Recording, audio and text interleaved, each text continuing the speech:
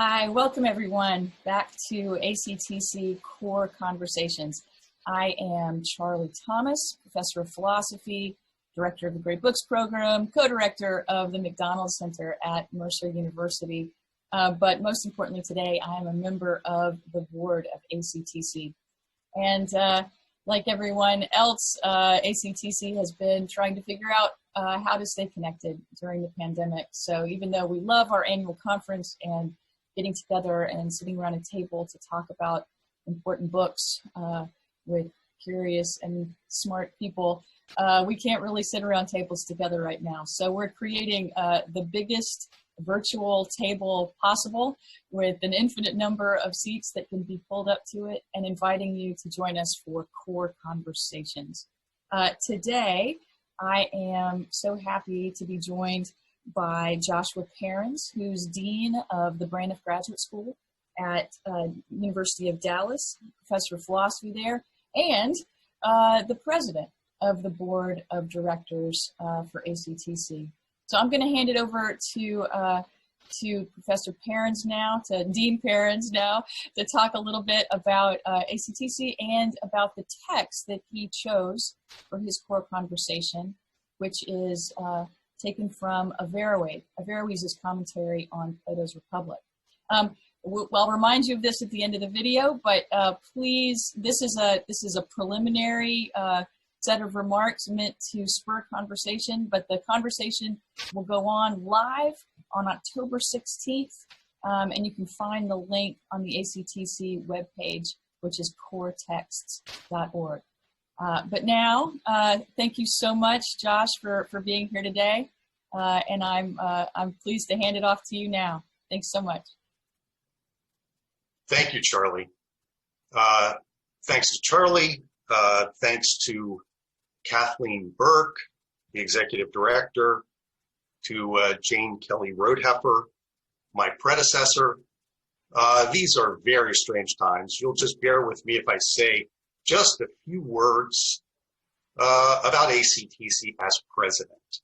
One of the ways I've been thinking about this life under COVID and the association of core texts is, especially in these times when we're having all of these very great challenges about race, about identity, I think ACTC is really very well positioned to speak to the challenges of our time. And so I'd just like to say just a few very brief words about that. What I have in mind has a lot to do actually with the founding of ACTC. So it was founded in 94, 95. That was just a couple of years after I got my PhD. And I can tell you, when I got my PhD, we were in the throes of the disputes about the canon, right? The so-called canon, whether there is a canon, who has a right to a canon. We were then really talking about identity politics back in those days. Now, identity politics has returned, but one way of thinking about it is that identity politics in those days largely took the following form. It was, well, the canon really belongs to a bunch of dead white males. Okay, and so we had, in effect, the left pushing against this and resisting the idea of canons and of cores. And so ACTC was founded in that very difficult context. We have J. Scott Lee to thank for the fact that he really positioned us incredibly well, not trying to dig in our heels and say, oh, there's the Western canon and there's no other canon that's worth its salt, right? You know, just everything else stinks. No, that was not his approach. It was a very Big Ten approach. What we're finding now is that we've got a pushback coming back from the right that's saying, well, you know, they were right back in the 80s and 90s. It is our canon. White guys, just white guys. It seems to me that ACTC is really wonderfully positioned to speak to both sides of our divide today. And that's why I'm especially proud to be president right at this moment. I confess it's a little bit strange to be a white dude at this time as president. It might have been nicer to have a female of color, but I am what I am, to quote things I shouldn't quote. Anyway, okay, I want to finally turn to Averroes on Plato's Republic. And actually, part of the reason for turning to this is to at once turn to among the very greatest works of the Western canon, Plato's Republic, probably my favorite book, probably the favorite book of a lot of you, but at the same time to come at it from an angle that is just a little bit not quite strictly within the Western canon. As it happens, this is what I work on, medieval Jewish and Islamic political philosophy. But I want to frame this conversation about Averroes' commentary in the following way. I think what it's going to help us to do is to navigate two different ways of coming at Plato and Socrates. There is the way that we have from Plato's Apology. Socrates is there forever talking about his knowledge of ignorance. It's probably his most famous locus for that, arguing about knowledge of ignorance. Of course, it comes up elsewhere, but anyway, we have the Apology. That is Socrates' defense before the multitude in Athens. Many people have noticed that in very important ways, the Republic is actually Plato's much more serious defense of Socrates. What I'm really interested in is the characterization of the philosopher in the Republic. It's really the opposite of what we get in the Apology. In the Apology, it's Socrates saying, oh, I don't know much of anything, especially not about the divine things, maybe about the human things. But he's being ironic in the characteristic way in which Socrates is, trying to make people who are maybe not quite where he is more comfortable. But then in the Republic, we get this wild and crazy portrait of the philosopher as if he possessed all knowledge. In effect, the claim of the Republic in Book 6 with the divided line is the reason the philosopher deserves to rule is precisely because he possesses knowledge. It's a shocking departure from the portrait we get elsewhere with the knowledge of ignorance claim. It's with those two poles in mind that I pivot to Averroes' commentary. Averroes opens his commentary by talking about theoretical and practical science.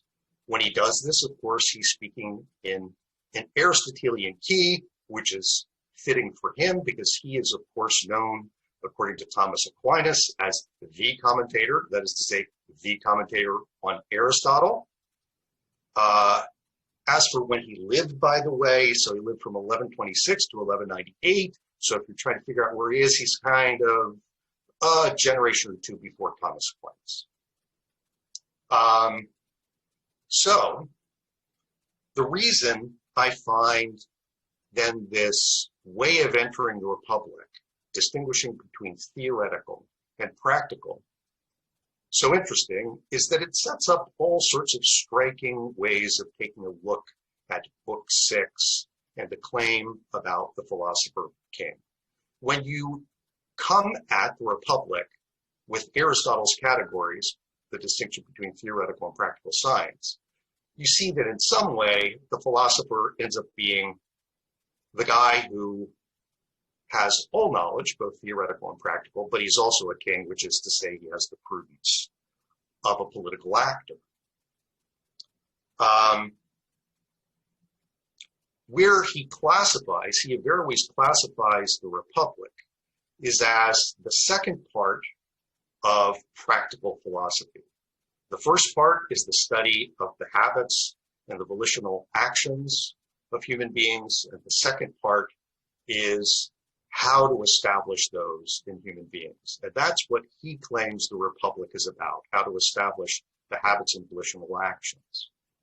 He classifies in the Republic along with the politics there, which By the way, he didn't have the politics. And so really in the end, the Republic is standing in for him in his great commentaries, extensive commentaries on Aristotle. But to return then to this issue about the philosopher king and that conceit and the theoretical practical divide. I think when you divide things as starkly as Averroes does, the claim of Socrates, the conceit of the Republic, the philosopher king conceit, comes into very special focus, because it becomes much more apparent that what Socrates seems to be claiming is that it is due to theoretical knowledge that the philosopher should be king. Now, it's true that he should also have experience, but the real right to rule would seem to derive from possessing knowledge of everything. Now, as it happens, the medieval Muslim philosophers are especially interesting and useful on this topic about possessing knowledge and what that might have to do with rule. I think in many ways they offer a very different angle from the angle we tend to get in Western philosophy. The typical claim that we make in Western philosophy is we have practical philosophy over here, we have theoretical over there. Practical basically derives in some way from theoretical philosophy, or if not that, theoretical philosophy at least grounds practical philosophy. Well, what we see when we start to take a look, and I'm now going to share my screen with you. What we see when we start to take a look at the selections that I've grabbed from Averroes' commentary is that this stark contrast between theoretical and practical philosophy and the claim that theoretical might ground practical proves to be much more problematic than it first would have seemed to be. What I'm trying to say, in other words, is the conceit of the Republic that it is due to Socrates' or the philosopher's theoretical knowledge that he has the right to rule, that he possesses the higher thing, theoretical knowledge. That's actually the real basis for the claim of the philosopher to have a right to rule. What we end up seeing is that matters are much more complicated and difficult. Now, I'm going to go to my second passage to start to try to bring out the point that I have in mind. The claim to possess knowledge of all things is, of course, a very grandiose claim, and one starts to wonder if someone ever did actually possess knowledge of all things, whether there would be any reason for human beings to disagree about anything. If we had the final account of the whole, wouldn't we then have very clear guidance about everything in human life? We're all familiar with the first book of the Republic, Socrates' dispute with Thrasymachus. We have there, in effect, the claim of Thrasymachus that laws really are set down merely on the basis of convention. Whoever happens to have power is the one who determines what is just. We refer to this as conventionalism. What is so striking here in Averroes is, rather than a dispute between Socrates, who defends a philosophic understanding of the nature of things in which one could establish philosopher kingship and measure all of the other regimes against the philosopher king rule. The challenge that Averroes faces is the claim of revealed law that what is just, what is good, and what is beautiful is simply determined by God's command or fiat. Now, the reason this is interesting is that it highlights the fact that philosophy is always dogged by one or another opponent of the kind, much like Thrasymachus' conventionalism or Averroes' mutakallimun, that should be translated as dialectical theologians. Certain dialectical theologians, namely the Asherites, made this claim about God, that God is an omnipotent will, and that whatever he posits as good, beautiful, just, is good, beautiful, or just. This may remind many of you of the Euthyphro, and I won't go into that, but it's the same old problem. Philosophy always seems to point to nature or natures, and their opponents always seem to suggest, as Thrasymachus does, that really there isn't a nature except for just brute force, and that is what determines what is just. Or, if you look at Averroes, it's God's fiat. God's fiat determines what is just, which is to say, there really isn't a guide given to us from nature about what is just. So let me return then to this frame about